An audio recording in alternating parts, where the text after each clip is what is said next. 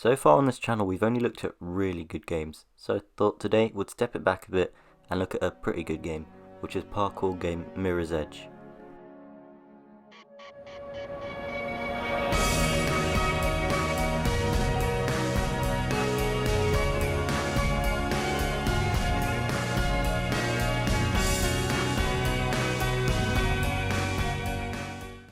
Mirror's Edge is a parkour FPS game released in 2008.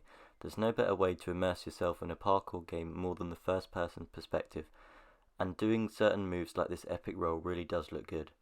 Something else that looks good is the entire game. Other than the 2008-ish character models, the game looks amazing and the graphics are kind of timeless, meaning that they could pass as current gen. The mixture of pure white with bold colours just means everything looks so clean. The bright city skyline looks as good as the grimy sewer. All the red stuff is the parkour stuff, so you rarely lose your way. There's also a limited combat system, but honestly it's all the game needs.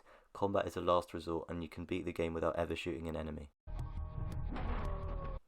So basically you play as Faith, who is a runner, who are basically rebels in a totalitarian world. I guess it's kind of like a murder mystery story thing. To be honest, it's nothing special, but it's passable for a parkour game.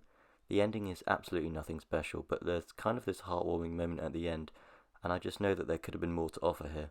Boss battles are mediocre and extra modes like speedrunning is okay, which allows some replayability.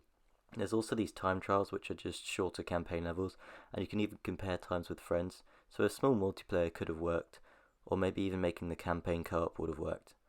The soundtrack is nothing memorable apart from during quiet moments where you can sit back and admire the visuals.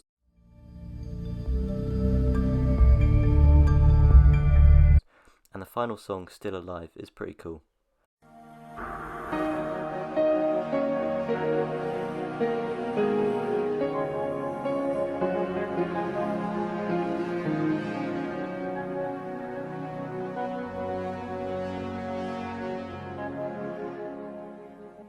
Now despite all the negatives, I would still recommend the game. You get a 5-hour campaign with some replayability, but if anything this game is just very unique and is worth playing for the gameplay and visuals alone.